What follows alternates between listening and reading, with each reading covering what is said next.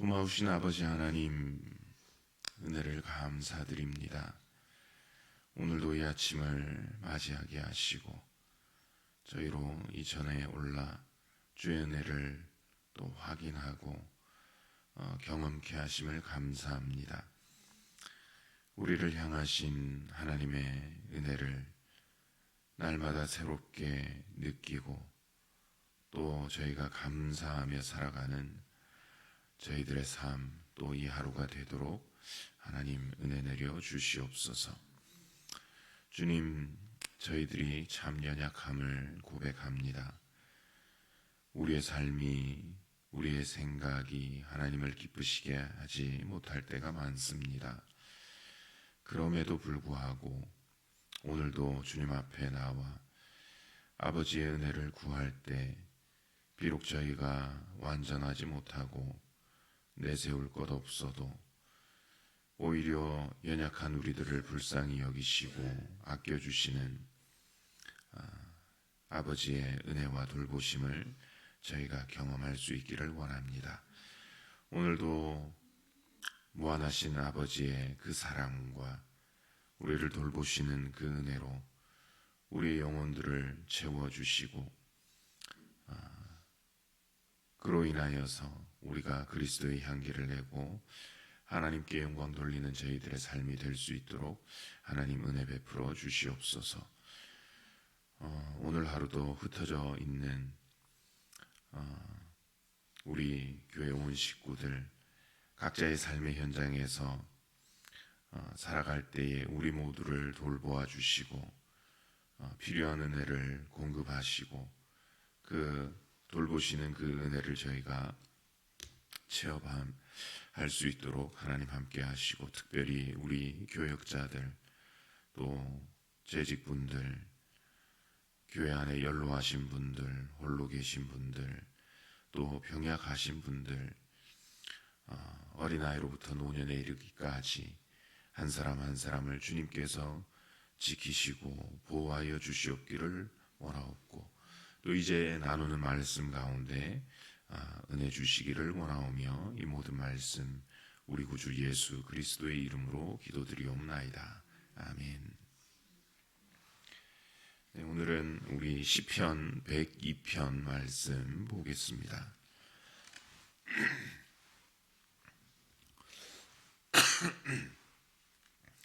구약성경 시편 102편 우리 17절 말씀을 함께 읽도록 하겠습니다. 구약 876쪽 되겠습니다. 시편 102편 우리 17절 한 절만 우리 같이 읽도록 하겠습니다. 시편 102편 17절입니다. 함께 읽겠습니다. 여호와께서 빈궁한 자의 기도를 돌아보시며 그들의 기도를 멸시하지 아니하셨도다. 아멘.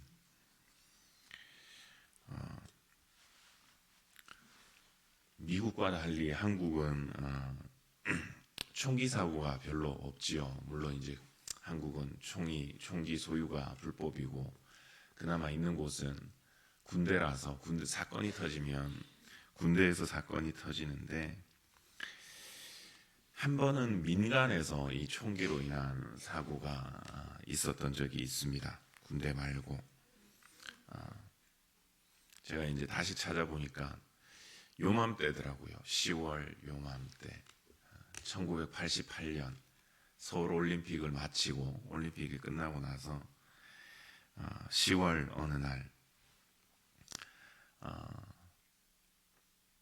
재판 미결수들을 이렇게 다른 교도소로 이렇게 호송을 하다가 이 미결수들이 교도관을 위협해가지고 이제 때로 달라드니까 교도관이 이제 총기도 뺏기고, 그래서 이제 그 중에 몇 명이 탈주를 해서 서울의 한 가정집에 들어가서 인질로 삼고 총기로 막 위협하고 경찰과 이렇게 대치를 했던 적이 있었습니다.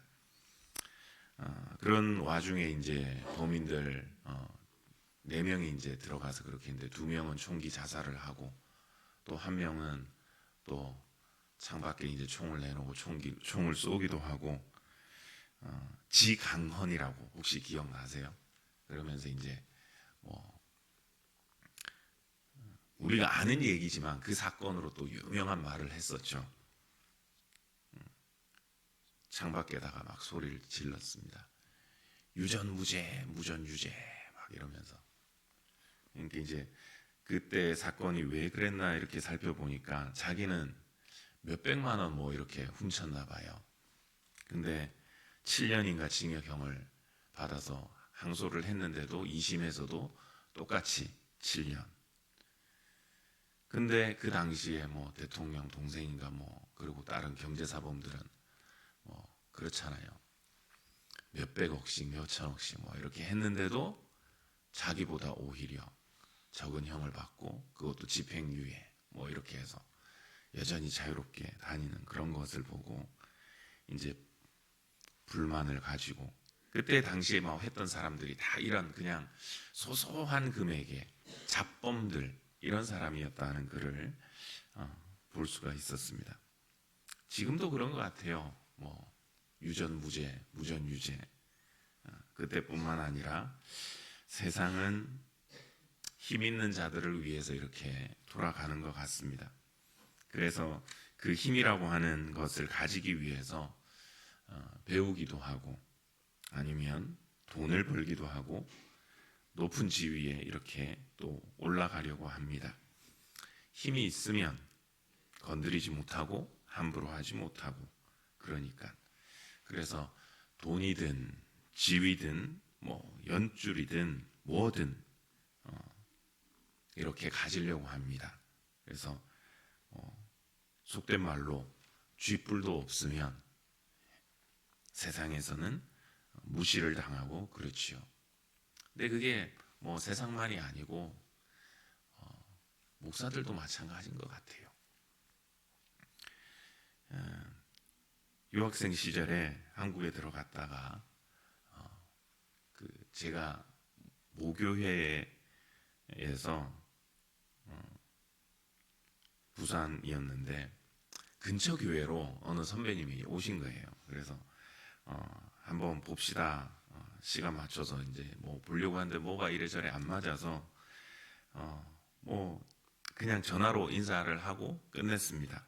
뭐 찾아오냐 그냥 이렇게 인사하자 이러고 끝을 냈는데, 사실은 예전에는 그렇지가 않았는데 그때는 좀 느낌이 태도가 약간 바뀐 듯한 느낌이었었습니다. 그래서 뭐 그런가 보다 하고 이제 그랬는데, 그 며칠 지나서 이제 미국으로 다시 들어오기 위해서 이제 공항을 오는데 전화가 왔어요. 그 선배는 아니고 이제 그 선배가 어느 교회로 이제 또 부목으로 지원을 했었는데, 그 담임 목사님을 제가 이제 좀 저희 가족 이 친인척 관계여서 이제 아는 거였던 거죠. 그러니까 그 사실을 전해 듣고는 야 며칠 전에 신영이 나한테 전화했었는데 내가 그냥 보냈다 어떡하냐 뭐 이러니까 이제 다른 사람이 다시 다리를 놓기 위해서 이제 전화를 한 거예요. 그래서 뭐 조금은 씁쓸했습니다. 이 작은 교회 목사님 하나 이렇게 연결돼 있다고 다시 이렇게 또 하는구나. 저희들도 뭐 별 다를 게 없구나. 뭐 그런 생각을 했던 적이 있습니다. 사람들 성향이 그런 것 같습니다. 사회든 교회든 나보다 어리다, 사회적 지위가 낮다, 연약하다, 힘이 없다 싶으면 좀 무시하고 그런 경향, 그리고 별 도움이 안 된다 싶으면 또 무시를 합니다. 진지하게 대하지를 않는 거죠. 뭐 성경에서도 저희가 그런 예들을 찾아볼 수 있지 않습니까?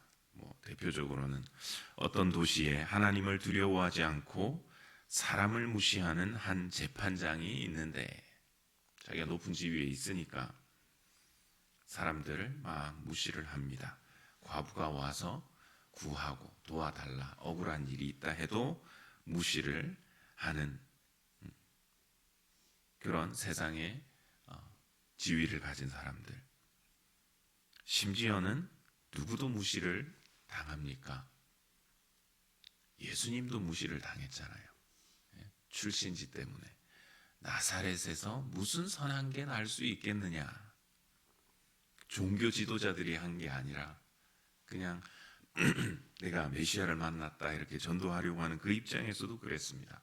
종교 지도자들이야 뭐 말할 것도 없었고, 그렇게 보니까 예수님도 세상에서 참 무시당하시고 멸시당하시고 사셨던 것을 봅니다.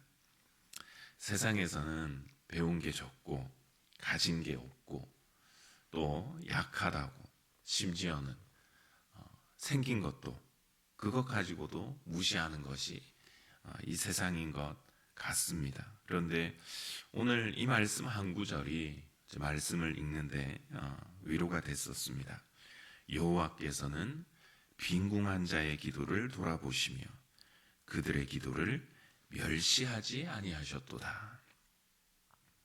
만약 우리가 믿는 하나님께서 우리 인간들처럼 없는 자, 약한 자는 멸시하시고 무시하시고, 반대로 가진 사람, 힘 있는 자, 지식이 있는 자, 능력이 있는 자, 지위가 높은 사람들, 그 사람들은 가까이 하시고 그들이 구하는 바는 잘 들어주신다 이러면 참 우리가 살아가는 게 얼마나 힘들겠습니까? 그런데 우리가 이 세상에서는 무시를 당할런지 몰라도 우리가 하나님을 찾고 하나님 앞에 나와서 위로를 받을 수 있는 이유가 있다면 바로 이것 아닌가 생각합니다. 하나님께서는 빈궁하고 가진 게 없고 약하고 낮은 데 있는 사람들 무시하지 않으시고 멸시하지 아니하시고 그들의 기도도 들어주신다라고 하는 것입니다. 제 고등학교, 대학교 때 참 좋아했던 찬양 중에 하나가 내 모습 어디가, 이런 제목의 찬양이 있었습니다. 가사가 이런 내용입니다. 내 모습 어디가 아름다워 주님 나를 사랑하시나, 너무나 약하여 너무나 부족하여 너무나 눈물 많아 사랑하시죠. 내 모습 어디가 아름다워 주님 나를 위해 주 돌아가셨나, 너무나 죄 많아 너무나 무지하여 너무나 사랑하사 십자가 지셨네. 고린도전서 12장 22절 이렇게 말씀합니다. 더 약하게 보이는 몸의 지체가 도리어 요긴하고. 이 말씀처럼 하나님께서는 약한 우리를 오히려 귀하게 여겨주시는 분이십니다.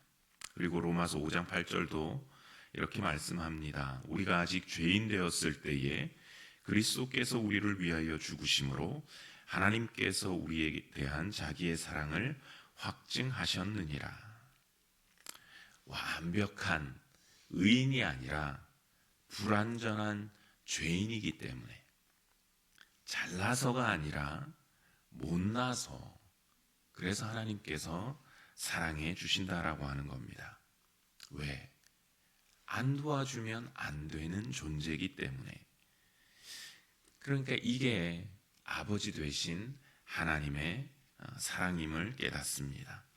워낙에는 우리가 연약함에도 불구하고, 아니 연약하기 때문에 도우시고 약하기 때문에 멸시하지 아니하시는 이 하나님의 사랑을 경험하고 위로받는 저희들의 또 하루가 되기를 소원합니다. 그리고 이 말씀을 통해서 또 하나님을 묵상하면서 가지게 되는 소망은 이 하나님의 은혜, 무시하지 않는 그 하나님의 은혜를 넘어서 무시를 복으로 바꾸어 주시는 그 하나님의 능력을 저희가 또 경험할 수 있기를 소원합니다.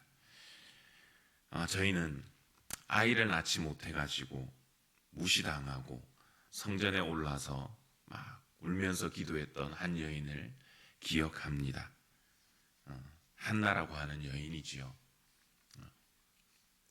분인나라고 하는 한 집에 살던 그 여인은 자녀가 있어서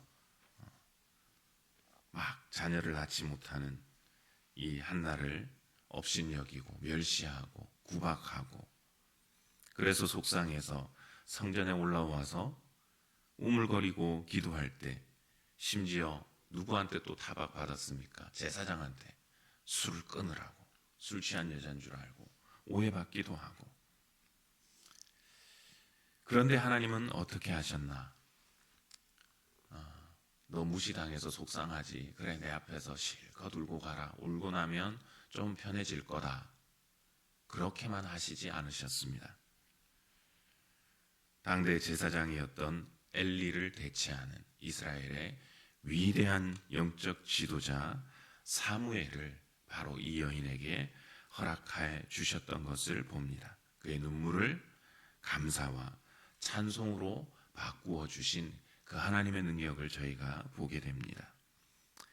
또 전장에 나가 있는 형들에게 안부를 묻고 오라, 그런 아버지 심부름으로 형들을 찾아왔다가 적장을 죽인 자들에게 상을 줄 거라고 하는 그 왕의 포상 계획을 듣게 돼서 뭐라고요? 다시 한번 말해주세요. 그 얘기를 묻다가 형들한테 들켜가지고 무시를 당했던 그 사람이 있었지요. 누굽니까? 다윗. 예. 가족들이 사무엘의 초청을 받아가지고 다 식사 자리에 갈 때 그는 함께 가지도 못하고 너는 저기 양떼나 지키고 있어. 식사도 하지 못하고 잡일하고 허드렛 일 해야 되는, 무시당하는 그 다윗이 나중에 하나님께서 가장 위대하게 쓰시고 이스라엘 역대 왕들 중에 가장 사랑하시고, 그리고 왕들을 평가할 때 기준으로 삼아 주셨던 그 왕, 이 다윗이었던 것을 봅니다.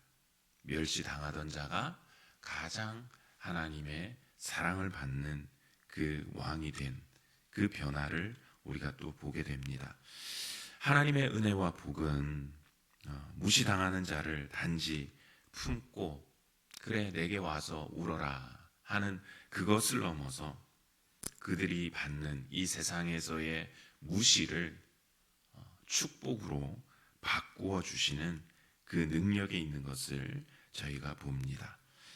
이사야 61장 3절은 이렇게 말씀을 합니다. 무릇 시온에서 슬퍼하는 자에게 화관을 주어 그 죄를 대신하며 기쁨의 기름으로 그 슬픔을 대신하며 찬송의 옷으로 그 근심을 대신하시고 그들이 의의 나무 곧 여호와께서 심으신 그 영광을 나타낼 자라 일컬음을 받게 하려 하심이라.